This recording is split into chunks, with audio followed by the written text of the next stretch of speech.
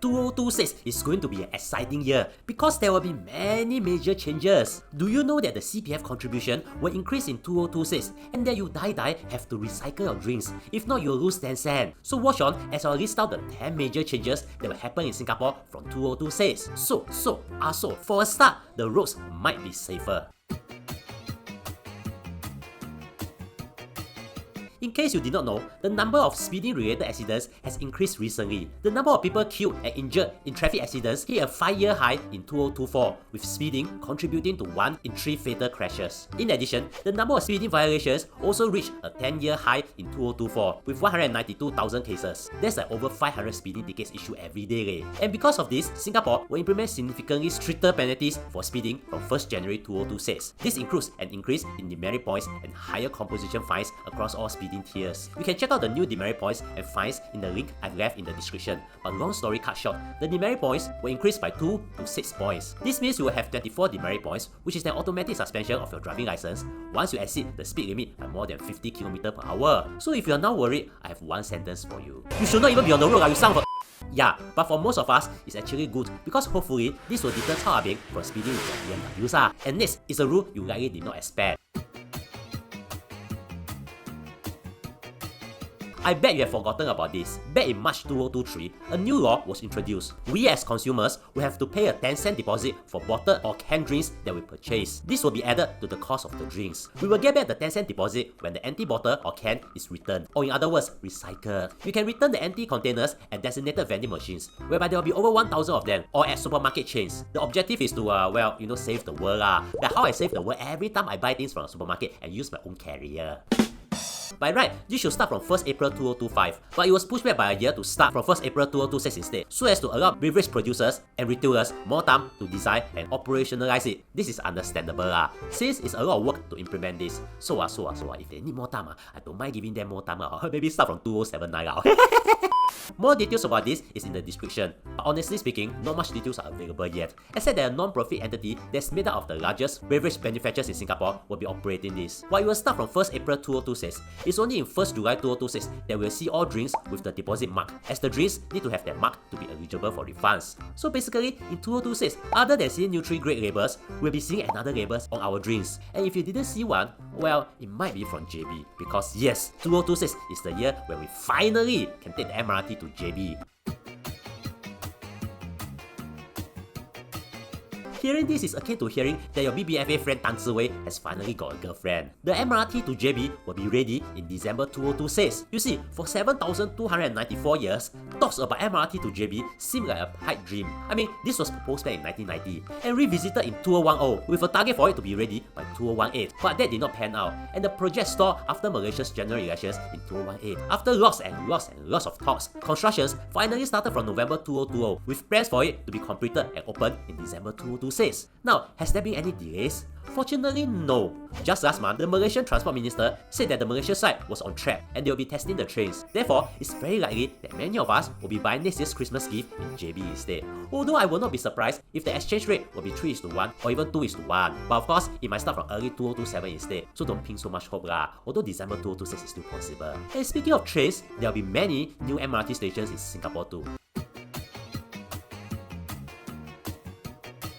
In 2026, some MRT lines will look more complete. For a start, in the first half of 2026, 3 MRT stations will open: Kaplan, Cantonment, and Prince Edward Road. With these MRT stations, the Circle Line will finally be a full circle. In the second half of 2026, the Thomson East Coast Line and the Downtown Line will have 2 new stations each, and one of them connect to each other. Therefore, the Thomson East Coast Line and Downtown Line will be attached through Sungai Bedok, which you can see here. Yes, this means in 2026, more MRT lines are attached. Yeah, I'm still single like a cheeseburger. But if you are a secondary school student, then this will help you be more social.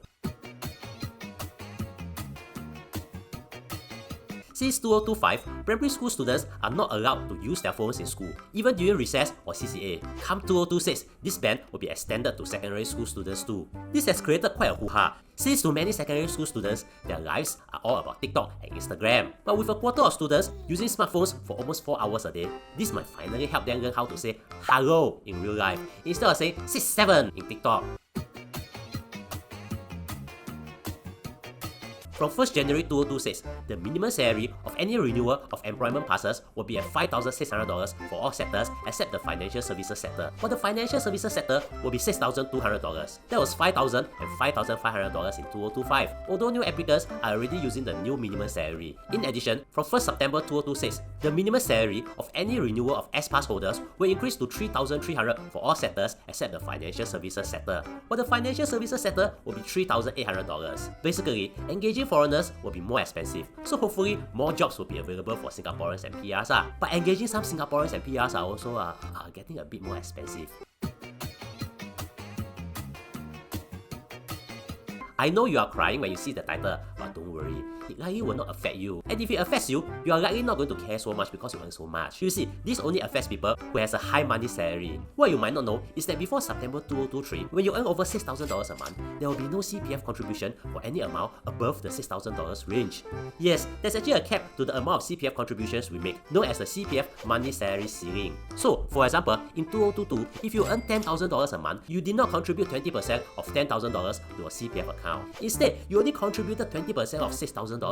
Similarly, your employer will just contribute 17% of $6,000 even if you earn $10,000. Usually, only higher income people or people in HR will know about this, since to most of us, our pay is less than $6,000, so we will contribute 20% of our full salary. So, what's going to happen is that this will increase to $8,000 from 1st January 2026. And it's not a sudden increase, this is a progressive increase since 2023. This was announced during Budget 2023, and from 1st September 2023, it has since increased to $6,300. From 1st January 2024, it has increased to $6,800, and from 1st January 2025, it has increased to $7,400. This $8,000 threshold is the last increase as of what was announced.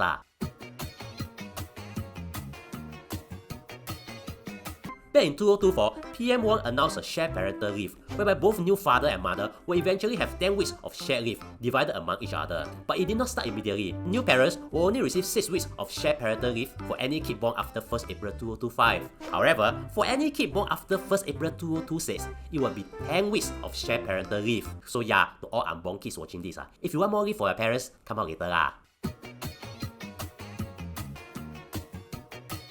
From 1st July 2026, the official retirement age in Singapore will be 64 years old. As of now, it is 63 years old. In addition, from 1st July 2026, the re-employment age will be 69 years old. As of now, it is 68 years old. Explaining what they all meant will take a whole new video, so you can check out the link I've left in the description. It's actually a long-term plan to raise the retirement age to 65 by 2030. And last but not least, in 2026, your ex cannot anyhow harass you. Imagine this, your ex hates you and decide to post new images of you everywhere. When you ask Instagram to take down the new image, Instagram refused, saying that images of pork chop does not break their policy. And so, you're left with... So, you're left with no choice but to cry in your room for weeks. But not in 2026. In the first half of 2026, an online safety commission will be formed whereby they will help you, be it to remove the image or to give you the identity of the person who posted the image. This will make the internet a safer place, because this will hopefully also deter people who intend to post harmful content online. Now, know that there are many more new things that will happen in 2026. These are just the ones that I think will affect most of us. If there are more that you think is important, feel free to write them in the comment section. In the meantime, did you know that you can legally start working at just 13 years old? Watch this to find out what you're allowed to do in Singapore at different ages, because some of them will really shock you.